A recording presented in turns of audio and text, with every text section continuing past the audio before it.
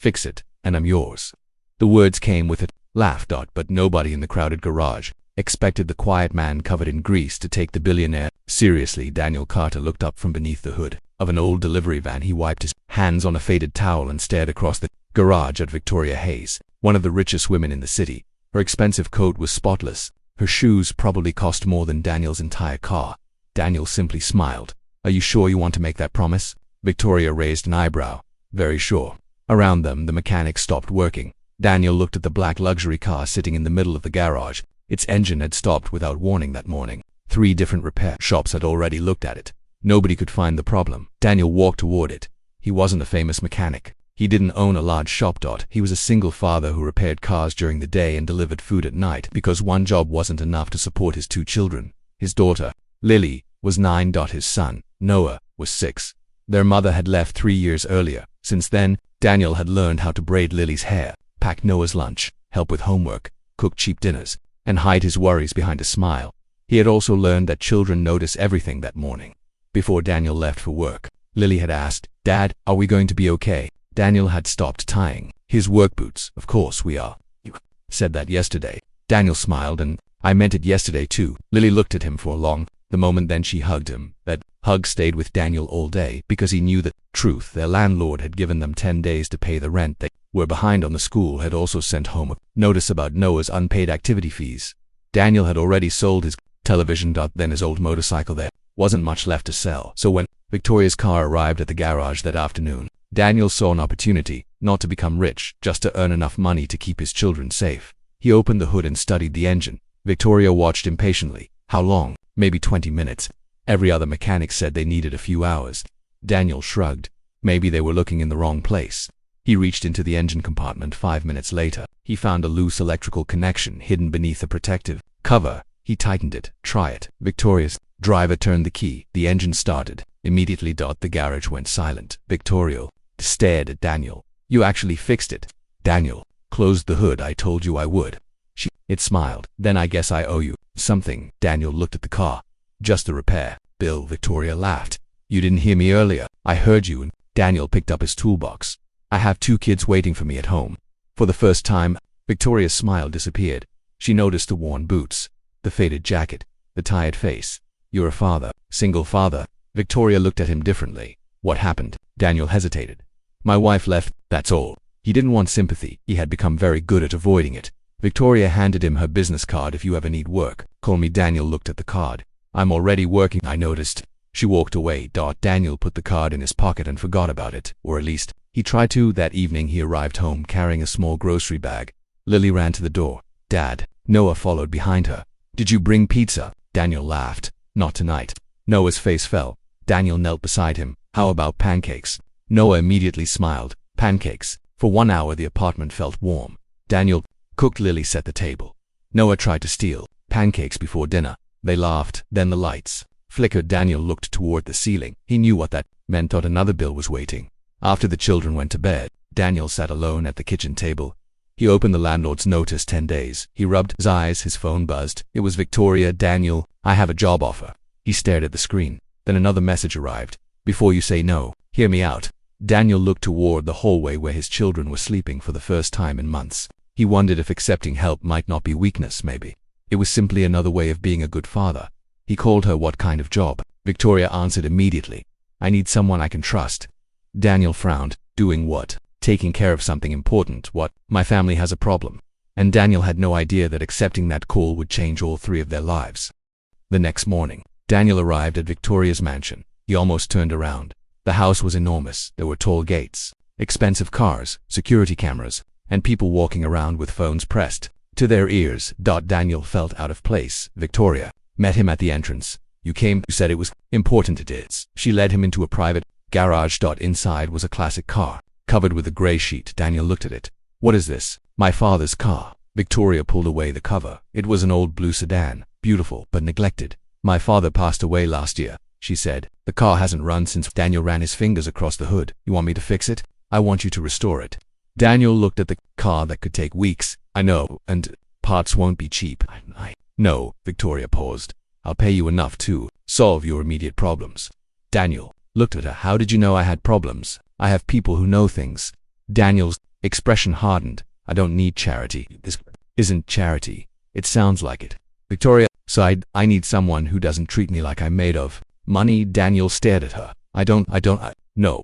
That was why she had chosen him. Daniel accepted the job for the next several days. He worked on the old car while his children waited at a neighbor's apartment after school. He came home, exhausted every evening, but things began improving. The landlord gave him more time. The school fees were paid. There was food in the refrigerator. For the first time in months, Daniel slept without calculating numbers in his head. But the job brought another problem. Victoria's family didn't like him. Her older brother, Richard, made that clear. One afternoon, Richard walked into the garage while Daniel was working. You're the mechanic. Yes, Richard looked at Daniel's clothes. Victoria could hire anyone. She hired me. Richard smiled coldly. Don't mistake that for their belonging here. Daniel continued working. Don't. Richard stepped closer. To have no idea how quickly people like you get hurt when they enter worlds that aren't theirs. Daniel finally looked at him. I have 2 children at home. I don't have time for games. Richard walked away. That night Daniel told Lily what happened. She looked worried. Are you going to lose your job? I don't know. Then quit. Daniel smiled sadly. I can't. Why? Daniel looked at the refrigerator. Because sometimes being a father means doing things you don't want to do. Lily was quiet then. She said, I think you're already doing enough. Daniel hugged her. Those words almost broke him. The next week, something unexpected happened. Victoria began spending time at the garage. At first, she claimed she was checking on the restoration, but Daniel noticed she stayed longer than necessary. She talked about her father. She told him how he used to take her driving when she was a teenager. Daniel talked about his children soon. Their conversations became natural. Victoria even helped Noah with a school project one afternoon. Noah looked at her and asked, Are you Dad's friend? Victoria smiled. I think so. Noah nodded. Seriously? Good. Daniel laughed. But then Victoria's business suffered a major setback. A company she had been negotiating with suddenly withdrew from it. Dear millions were at risk. Her family blamed her. Richard blamed Daniel. Daniel of distracting Victoria. Daniel immediately offered to leave. Victoria refused.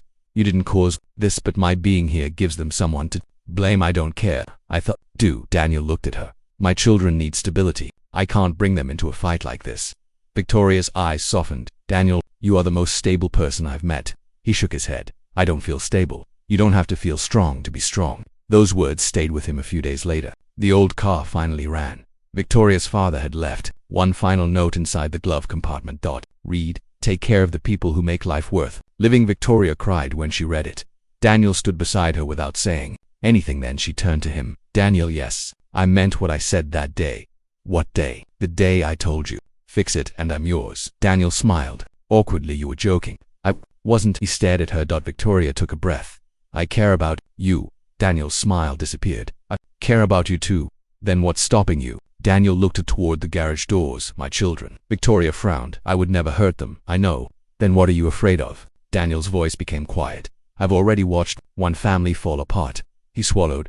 I can't let my kids go through that again. Victoria reached for his hand. I can't promise the future. Daniel nodded. Neither can I. Then his phone rang. It was the school. Noah had collapsed during class. Daniel froze. Is he awake? The school counselor said yes, but he needed to be picked up immediately. Daniel ran. At the hospital, Noah lay in a small bed with an IV in his arm. Lily sat beside him, crying. Daniel's heart shattered. He took Noah's hand. Dad's here. Noah opened his eyes. I didn't want you to worry. Daniel bent over him. Never have to protect me from your problems. The doctor explained that Noah had not been eating properly and was badly exhausted. Daniel realized something terrible. While he had been working extra hours to give his children a better life, he had missed how much stress they were carrying that night. Daniel sat beside Noah's hospital bed. Victoria arrived quietly. She stood at the doorway. Daniel looked at her. I thought working harder would fix everything. Victoria sat beside him. Sometimes working harder isn't the answer. Daniel looked at his sleeping son. I've been trying to give them everything. You've already given them the most important thing. What? A father who never stopped showing up. Daniel's eyes filled with tears for the first time. He allowed himself to cry. Victoria didn't try to stop him. She simply stayed. And in that hospital room, Daniel made the hardest decision of his life. He would stop trying to build a perfect life for his children. He would build a present one. Daniel left the hospital the next morning with Noah holding one hand and Lily holding the other. He had made the decision. He couldn't keep working 12-hour days. He couldn't keep pretending exhaustion was the same thing as strength. He called Victoria. I need to quit. There was Silence, then she asked, because of your son? Yes, then don't quit. Daniel frowned. What? I want to change the job. What do you mean? I own a small repair shop outside the city. It's been closed for months. Daniel listened. You could run it. Daniel shook his head. I can't afford to buy it. You wouldn't be buying it. What would I be doing? Running it. Daniel was silent. Why? Because you're good at it. He laughed. Softly, you could hire anyone. I don't want anyone, she paused. I want someone who knows what it means to fix things. Daniel looked at his children. And the pay. Enough for you to live without working yourself into the ground. Daniel thought carefully. This time, he didn't reject the offer out of pride. He accepted it because it would allow him to be there for his children. Within a month, Daniel opened the small repair shop. Lily helped paint the sign. Noah sat in a chair near the counter, wearing a toy mechanic's hat. Daniel watched them and smiled. The shop wasn't fancy. There were no marble floors, no expensive cars, just tools, old engines, coffee, and honest work. But it felt like home.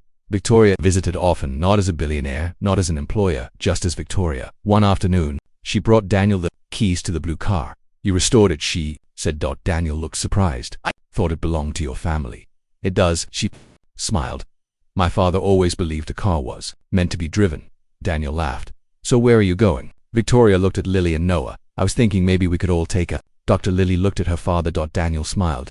Sounds good. They drove to a small lake outside the city. They ate sandwiches. Noah threw stones into the water. Lily took pictures. Daniel sat beside Victoria on a wooden bench. I never thought my life would look like this, he said. Do you regret it? He watched his children laughing. No, Victoria smiled. I don't either. Daniel looked at her. I need to tell you something. What?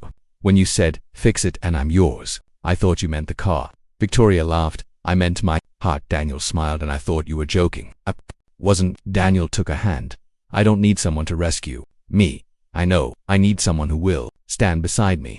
Victoria squeezed his hand. That's what I want to. There was no huge wedding. No dramatic proposal in front of thousands of people. Sudden change that made Daniel rich. Their life stayed ordinary, and that was what made it beautiful. Daniel still woke early. He still packed lunches. He still helped with homework sometimes. The shop had a bad month. Sometimes the bills were difficult. Sometimes Daniel and Victoria disagreed, but they talked, they stayed. And when things became hard, they remembered what Daniel had learned in that hospital room. Being a good father wasn't about giving his children everything. It was about making sure they never had to wonder whether he would be there months later. Lily stood beside Daniel in the shop and asked, Dad, yeah, are we rich now? Daniel laughed.